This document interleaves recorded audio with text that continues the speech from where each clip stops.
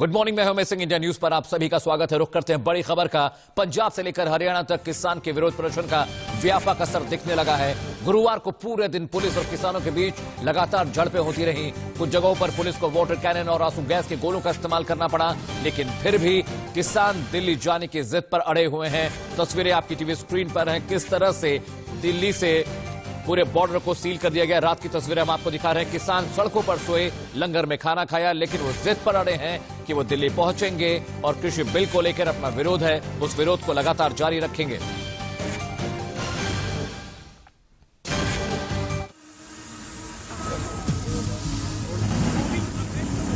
ये सानू बार्डर ते रोका जा रहा वा। 80-20 पंजाब के लोग जिहड़े आ अपनी हक्कां लई जा रहे आ। ये अपनी होश गवा चुकी आ। इन्हां ने ਜਿਹੜੇ ਕਿਸਾਨਾਂ ਨੂੰ ਰੋਕਣਾ ਚਾਹੁੰਦੇ ਆ। ਇਹ ਕਿਸਾਨ ਜਿਹੜੇ ਕਿਸੇ ਵੀ ਕੀਮਤ ਤੇ ਰੁਕੇ ਨਹੀਂ ਰਹਿਣਗੇ। ये देश के अन्नदाता का गुस्सा है, जिनके आक्रोश ने देश की राजधानी में चक्का जाम कर दिया।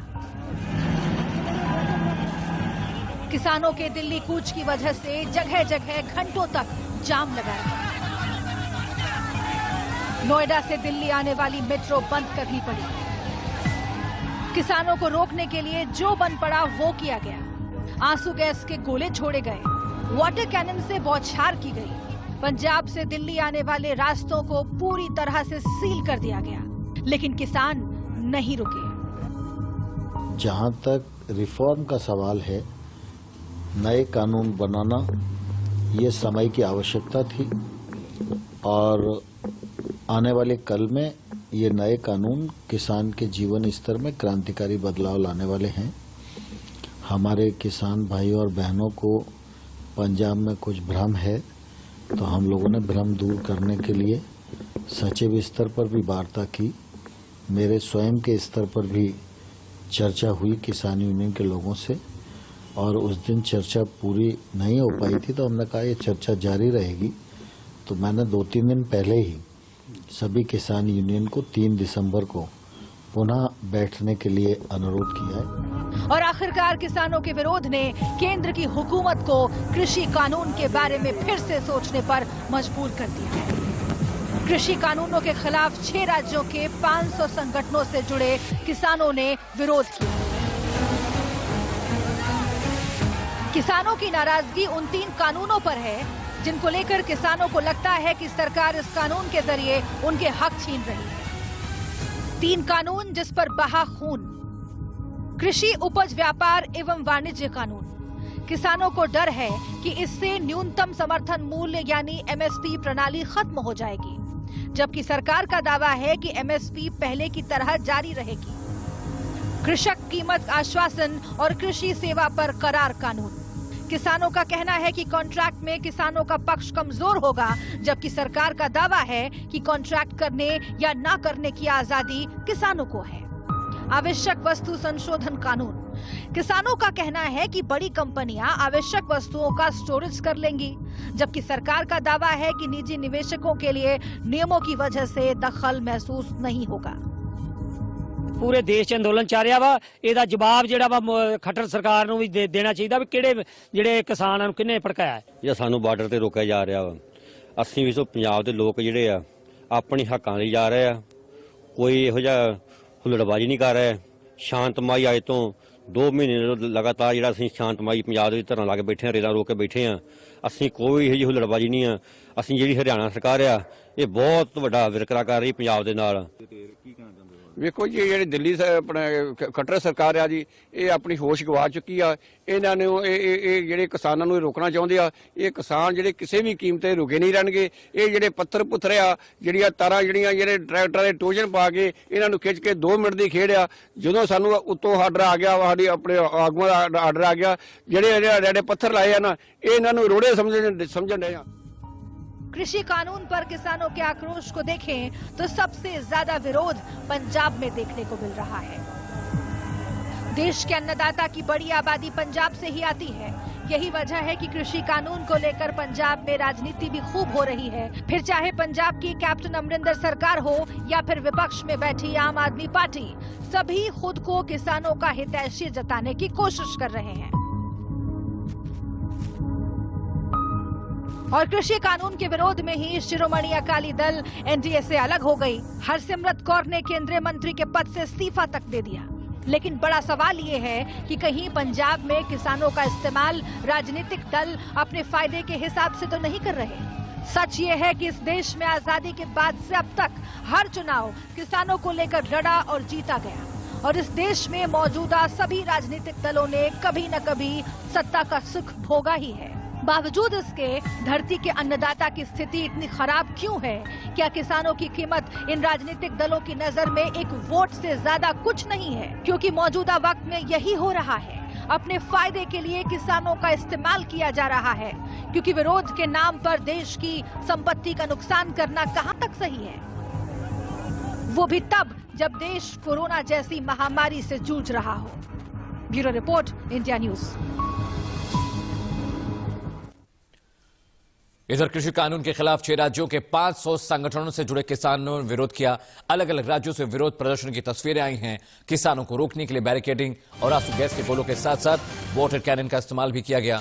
आपकी टीवी स्क्रीन पर 10 तस्वीरें हैं।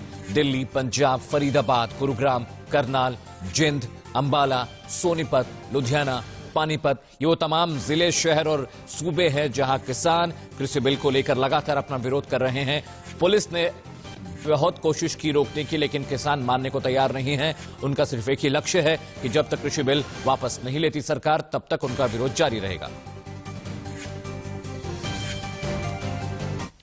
और एक और बड़ी खबर का रुख कर लेते। दिल्ली में कोरोना का ग्राफ लगातार बढ़ता जा रहा है। नाइट कर्फ्यू पर 3 से 4 दिन में दिल्ली सरकार फैसला ले सकती है। इस मसले को लेकर केजरीवाल सरकार लगातार हाईकोर्ट से बातचीत कर रही है।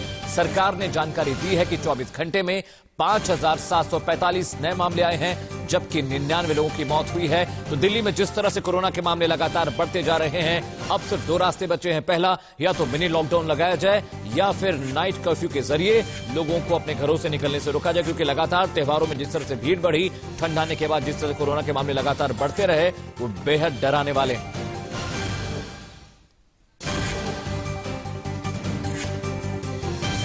दिल्ली में कोरोना की तेज रफ्तार देखते हुए दिल्ली सरकार कर्फ्यू लगाने पर विचार कर रही है। कोरोना से जुड़ी एक याचिका पर सुनवाई करते हुए हाईकोर्ट ने दिल्ली सरकार से सवाल पूछे हैं। दूसरे शहरों की तरह रात या सप्ताह के अंत में कर्फ्यू क्यों नहीं लगाया जा सकता?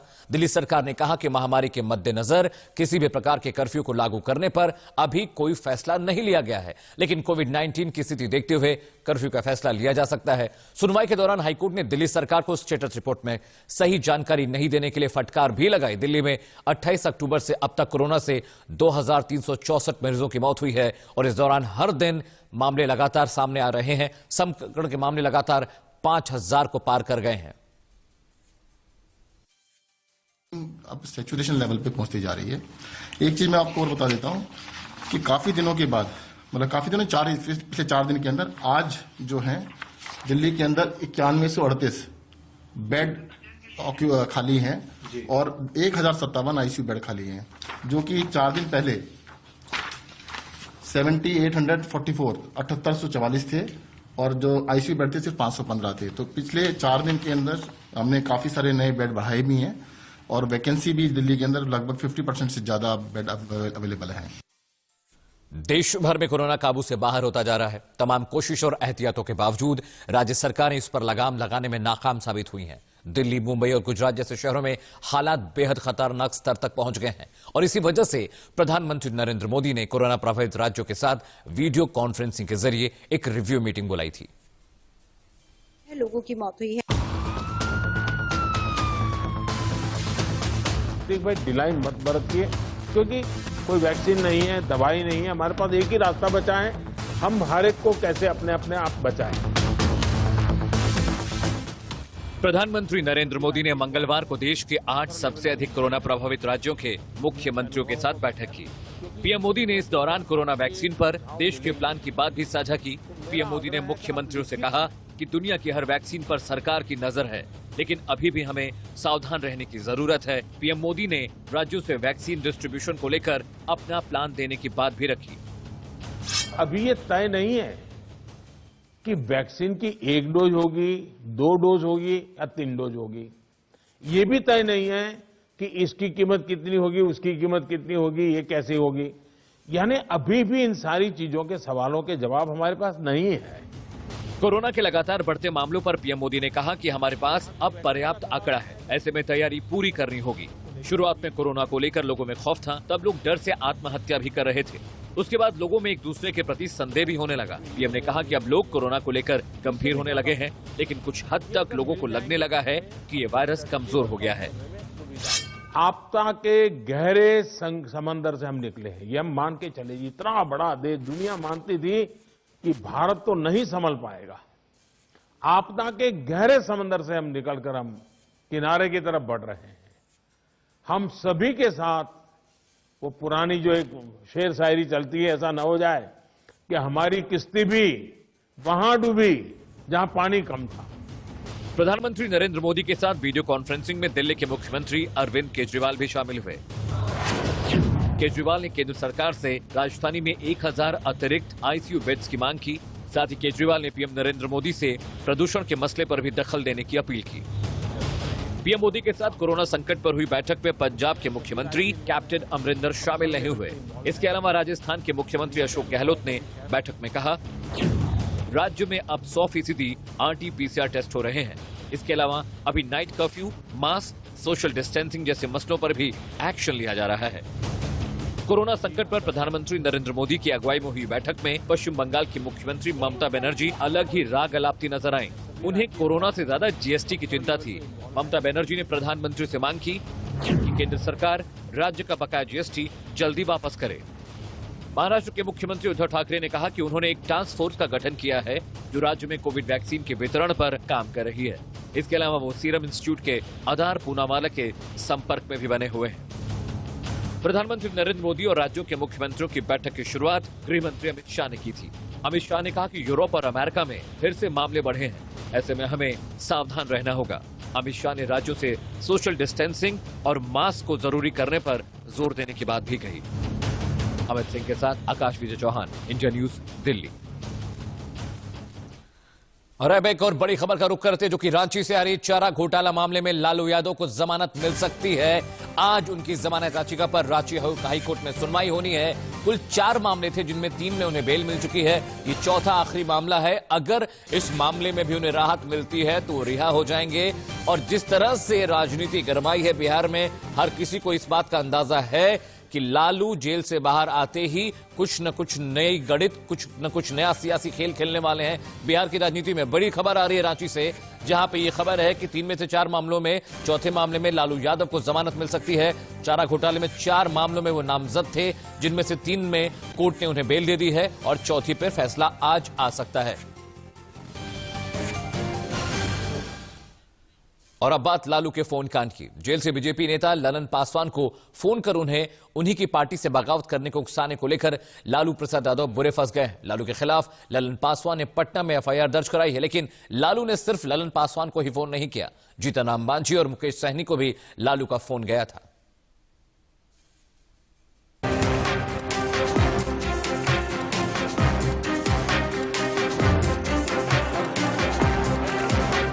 पासवान की बधाई जी, प्रणाम। चरण नमस्कार साहब, क्या ठीक है? खुश रहे जी, अच्छा लगा। ठीक है, अच्छा सुनो। हाँ, हम लोग तुमको आगे भी बढ़ाएंगे वहाँ। अब बताए तुम कल जो स्पीकर का चुनाव है उसमें हम लोग का साथ दो, तो उसका हम तुमको बनाएंगे, मंत्री बनाएंगे। कल तो इनको हम लोग गिरा देंगे, समझे ना? हाँ, तो पार्टी में है सर, मैंने पार्टी में है तो एब्सेंट हो जाओ ना। पार्टी में हो तो एब्सेंट हो जाओ। अच्छा, कोरोना हो गया था, फिर तो स्पीकर हमारा हो जाएगा, तो हम लोग देख लेंगे ना। पार्टी में सर थोड़ा सा ठीक है सर। अरे बिहार का एब्सेंट हो जाओ तो पासवान जी। आपके संज्ञान में होगा ही सर चेहरा, हम बात करेंगे सर। ठीक है, ठीक, एब्सेंट हो जाओ। ठीक। लालू प्रसाद यादव के इस फोन कांड ने बिहार की सियासत में भूचाल ला दिया है। लालू प्रसाद यादव पर बीजेपी नेता ललन पासवान को जेल से फोन करने और उन्हें उन्हीं की पार्टी के खिलाफ भड़काने का आरोप है। और अब ललन पासवान ने लालू के खिलाफ पटना में एफआईआर दर्ज कराई, जिसमें ललन पासवान ने लालू पर भ्रष्टाचार और घूस देने का आरोप लगाया है। मैं सदन में सदस्य बन करके गया हूँ, दलगत भावना सूझकर मुझे बधाई दें, तब वो मुझे इस तरह के प्रोत्साहित करती है तो होपलेस हो गया। लालू प्रसाद यादव जो है जब से जुडिशियल कस्टडी में गए हैं तब से वो रिम्स में ही हैं और वो जो है वहाँ एक तरह से कहिए कि ओपन है, कहीं ऐसा नहीं लगता कि वो किसी तरह का सजा याफ्ता कैदी हैं। उनको सारी सुविधाएं मिल रही है और पूर्व में माननीय न्यायालय ने कहा था एक मामले में कि कैदी को तभी तक जेल में रहना है, रिम्स में रखना है जब तक उसका इलाज हो रहा है और नहीं तो आराम फरमाने के लिए उसको आप जेल भेजिए। लालू प्रसाद यादव पर हॉर्स ट्रेडिंग का आरोप सिर्फ ललन पासवान ने नहीं लगाया, बल्कि जीतन राम मांझी और वीआईपी के मुकेश साहनी ने भी यही आरोप लगाया है। मांझी की माने तो लालू ने उन्हें मुख्यमंत्री बनाने तक का लालच दिया था।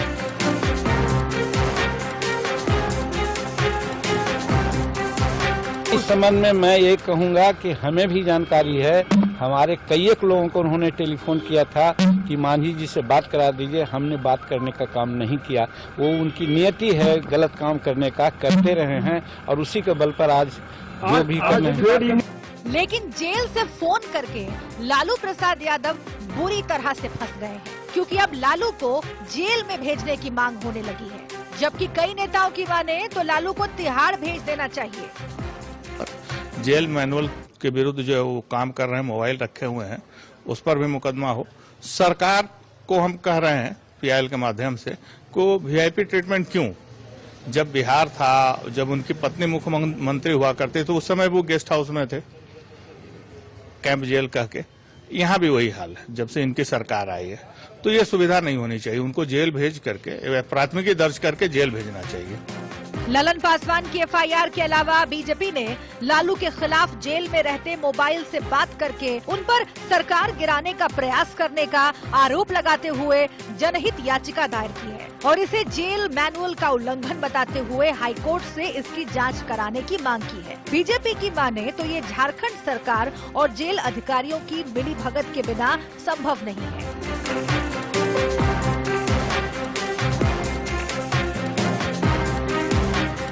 कार्य नेता विरोधी दल ने किया है। उनके पिताजी ने जो जेल में रहने के बावजूद रिम्स में बैठ करके और एक गेस्ट हाउस की तरह से रिम्स के डायरेक्टर का घर यूज करके जिस तरह से संवैधानिक प्रक्रिया को रोकने का काम किया है, उसकी जितनी भर्त्सना की जाए वह कम है। हाईकोर्ट को स्वतः संज्ञान लेकर के उन्हें अब तिहाड़ जेल भेजना चाहिए, क्योंकि रांची में उनकी सरकार है और उनकी सरकार सभी तरह के विपरीत आचरण करके कोर्ट का भी मखौल उड़ा रही है कि जो व्यक्ति जेल में बंद है वह यहाँ पर विधायकों को धमकी दे रहा है और विधायकों को कह रहा है कि तुम एब्सटेन कर जाओ। इसकी जितनी निंदा की जाए उतनी कम है। वही पुलिस प्रशासन एक दूसरे के सिर पर ठीकरा फोड़ना शुरू कर चुके हैं। जेल आईजी बीरेंद्र भूषण की माने तो ये जिम्मेदारी जेल सुपरिंटेंडेंट की है कि कोई कैदी नियम नहीं तोड़े। लेकिन बड़ा सवाल ये है कि जेल में बंद लालू प्रसाद यादव के पास फोन आया कहां से? इंडिया न्यूज को मिली जानकारी के मुताबिक लालू प्रसाद यादव को ये फोन उनके सेवादार इरफान अंसारी ने मुहैया कराया था, जो झारखंड आरजेडी के महासचिव भी हैं। लालू प्रसाद यादव चारा घोटाले में सजायाफ्ता हैं और 2 साल से रिम्स के पेइंग वार्ड और अब रिम्स निदेशक के बंगले में अपना इलाज करा रहे हैं। यहाँ लालू को 3 सेवादार मिले हैं। मंगलवार को सुशील मोदी ने जो नंबर जारी किया था वो लालू के सेवादार इरफान अंसारी का ही है। इरफान अंसारी लालू का वफादार है। जेल प्रबंधन ने इरफान अंसारी को लालू के सेवादार के रूप में रहने की परमिशन दी थी, लेकिन वो लालू के मैनेजर के तौर पर काम करता था। इरफान अंसारी न सिर्फ लालू की फोन पर लोगों से बात कराता है, बल्कि बाहर के लोगों की सूचनाओं को भी लालू तक पहुंचाता था। लालू के मैसेज और चिट्ठियां बाहर पहुंचाने का काम भी अंसारी देखता था। जानकारी के मुताबिक बिहार चुनाव के दौरान भी नेताओं की चिट्ठियों को लालू तक पहुंचाते हुए अंसारी को देखा गया था। लालू यादव कब मिल सकते हैं और किससे मिल सकते हैं, ये भी इरफान ही तय करता था। लालू को जब किडनी की बीमारी थी तब इरफान किडनी डोनेट करने तक को तैयार हो गया था। लेकिन लालू का ऑडियो वायरल होने के बाद से इरफान अंसारी फरार है। इस फोन कांड ने लालू की पोल खोल दी है। लेकिन उससे भी बड़ा सवाल ये है कि क्या जेल से फोन पर बात करना इतना आसान है, या फिर ये सुविधाएं सिर्फ लालू जैसे माननीयों के लिए ही हैं? क्या जेल और सजा जैसी बातें सिर्फ आम आदमियों के लिए हैं? क्योंकि आरोप ये भी लगते रहे हैं कि लालू रिम्स निदेशक के बंगले में सजा के नाम पर मजे ले रहे हैं। Bureau report, India news. और आगे बढ़ने से पहले देख लेते हैं इस वक्त की सुर्खियां। दिल्ली कूच पर अड़े किसान, हरियाणा में पुलिस ने खोदी बॉर्डर की सड़क। यूपी में भारतीय किसान यूनियन का भी आज चक्का जाम। कोरोना को लेकर सुप्रीम कोर्ट में आज सुनवाई। 4 राज्यों ने पेश की स्टेटस रिपोर्ट। देश में संक्रमितों की संख्या 92 लाख के पार। जेल से बाहर आ सकते हैं आरजेडी चीफ लालू यादव। जमानत याचिका पर आज रांची हाईकोर्ट में सुनवाई। चारा घोटाले में 4 में से 3 मामलों में मिल चुकी है जमानत। ममता बनर्जी को बड़ा झटका, सुवेंदु अधिकारी ने दिया हुगली कमीशन चेयरमैन पद से इस्तीफा। बीजेपी में जाने की अटकलें तेज। दिल्ली को दंगों की आग में झोंकने वालों की तलाश तेज। पुलिस ने जारी की 20 आरोपियों की तस्वीरें। सूचना देने वाले को मिलेगा इनाम।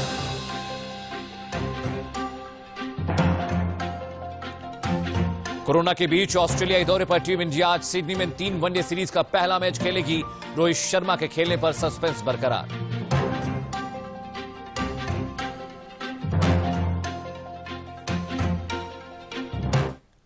संविधान दिवस के मौके पर प्रधानमंत्री नरेंद्र मोदी ने देश की तरक्की से जुड़ी एक बड़ी बात कही, 1 नेशन 1 इलेक्शन। जरा सोचकर देखिए कि देश में लोकसभा और विधानसभा के इलेक्शन एक साथ होने लगे तो क्या होगा। आप सांसद और विधायक चुनने के लिए एक साथ वोट डालें तो क्या होगा। हालांकि अभी ये दूर की कौड़ी है, लेकिन बीजेपी इस कॉन्सेप्ट को पूरी ताकत से पिच कर रही है। वहीं कांग्रेस और बाकी राजनीतिक दल इसकी मुखालफत कर रहे हैं।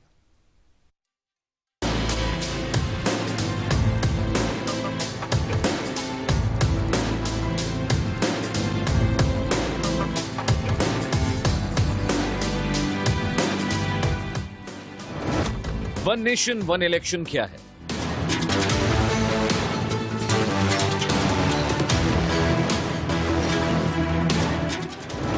क्या आसान है इसे लागू करना?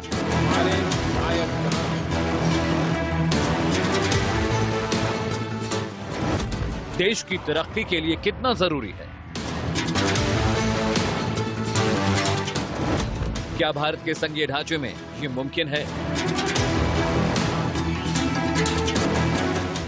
प्रधानमंत्री नरेंद्र मोदी पिछले कुछ वक्त से भारत में 1 नेशन 1 इलेक्शन सिस्टम के कॉन्सेप्ट पर जोर दे रहे हैं। हालांकि विपक्ष इस विचार के विरोध में खड़ा है।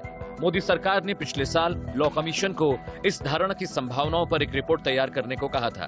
लॉ कमीशन ने अपनी रिपोर्ट में इस धारणा का समर्थन किया, लेकिन कहा कि इस व्यवस्था को लागू करने के लिए संविधान में कुछ बदलाव करने होंगे।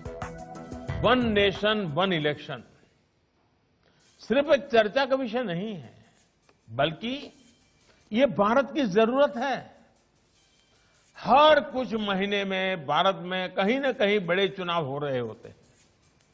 इससे विकास के कार्यों पर जो प्रभाव पड़ता है उसे आप सब भली भांति जानते हैं। ऐसे में 1 नेशन 1 इलेक्शन पर गहन अध्ययन और मंथन आवश्यक है और इसमें पीठासीन अधिकारी काफी मार्गदर्शन कर सकते हैं, गाइड कर सकते हैं, लीड कर सकते हैं। 1 नेशन 1 इलेक्शन पर ज्यादा बातचीत नहीं होती, क्योंकि ज्यादातर लोगों को लगता है कि भारतीय संघीय ढांचे में इसे लागू करना आसान नहीं होगा।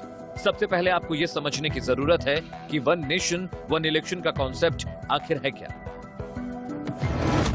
भारत की संघीय व्यवस्था में केंद्र और राज्य सरकारों के लिए अलग अलग वक्त पे चुनाव होते हैं। दोनों सरकारों का टर्म अलग अलग वक्त पर शुरू होता है और अलग अलग वक्त पर खत्म भी। 1 नेशन 1 इलेक्शन लागू करने का मतलब ये होगा कि केंद्र के लिए लोकसभा और राज्यों के विधानसभा चुनाव एक साथ पूरे कराए जाएंगे, यानी वोटर एक ही दिन एक ही पोलिंग बूथ से लोकसभा के लिए सांसद और विधानसभा के लिए अपना विधायक चुनेंगे। इस कॉन्सेप्ट के तहत भारत में मौजूदा चुनावी प्रक्रिया को पूरी तरह से बदल दिया जाएगा। मौजूदा व्यवस्था के मुताबिक भारत में हर साल कुछ राज्यों में चुनाव होते रहते हैं। इस व्यवस्था के आने जाने के बाद से हर 5 साल पर ही केंद्र और राज्य के लिए चुनाव एक साथ कराए जाएंगे। जब ये अलग अलग इलेक्शन हो रहा है, इसकी वजह से सिपाही से लेके कप्तान तक, क्लर्क से लेके कलेक्टर तक, मंत्री से लेके संतरी तक, मुख्यमंत्री, गृह मंत्री, प्रधानमंत्री तक सारे इलेक्शन मोड में रहते हैं। हर साल 2 से 3 महीने केवल इलेक्शन चलता रहता है। इसके चक्कर में सारे टीचर उसी में बिजी रहते हैं। डीएम जो मेन डेवलपमेंट अथॉरिटी है, जो पूरे जिले का विकास की जिम्मेदारी संभालता है, वो खुद ही इलेक्शन मोड में चला जाता है। मॉडल कोड ऑफ कंडक्ट बार बार लगता रहता है, इसलिए इसके वजह से चक्कर में सारे डेवलपमेंट रुक जाते हैं। मुझे लगता है कि 1 नेशन 1 इलेक्शन होगा, हमारा एजुकेशन सिस्टम अच्छा होगा, हमारा हेल्थ सिस्टम अच्छा होगा। इस कॉन्सेप्ट को समर्थन देने के पीछे का तर्क यह है कि पूरे देश में एक साथ चुनाव कराने पर चुनावी खर्चे बहुत कम हो जाएंगे, वहीं मैन पावर भी कम लगेगी। एक तर्क यह भी है कि हर वक्त कहीं न कहीं चुनाव होते रहते हैं, जिससे गवर्निंग बॉडीज का फोकस बढ़ता है। काम पर पूरा ध्यान लगाने के बजाय सरकारों की एनर्जी टाइम पर चुनाव कराने में खर्च होती है। इस व्यवस्था के आने के बाद सरकारें पूरा वक्त काम पर दे पाएंगी। साथ ही एक तर्क ये भी दिया जाता है कि इससे वोटर टर्नओवर बढ़ेगा। अमित सिंह के साथ आकाश चौहान, इंडिया न्यूज, दिल्ली। और रुक करते हैं बड़ी खबर है। गुजरात के राजकोट में बेहद दर्दनाक हादसा पेश आया। शिवानंद हॉस्पिटल के आईसीयू में आग लगने से झुलसकर 6 मरीजों की मौत हो गई है। आईसीयू में 11 मरीज भर्ती थे। राहत और बचाव कार्य में टीमें जुट गई हैं। बड़ी खबर और दर्दनाक खबर आ रही है गुजरात के राजकोट से, जहां अस्पताल में आग लगने से, आईसीयू वार्ड में आग लगने से मरीजों की मौत हो गई है। बेहद दुखद खबर है ये। आग लगने से 6 मरीजों की मौत हुई है। हालांकि अभी क्या अपडेट है, कुल 11 मरीज आईसीयू में उस वक्त थे जब आग लगी। ताजा अपडेट के लिए हम वेट कर रहे हैं, लेकिन फिलहाल जो खबर है उसके मुताबिक 6 मरीजों की झुलसने से मौत हो गई है और राहत और बचाव कार्य लगातार जारी है।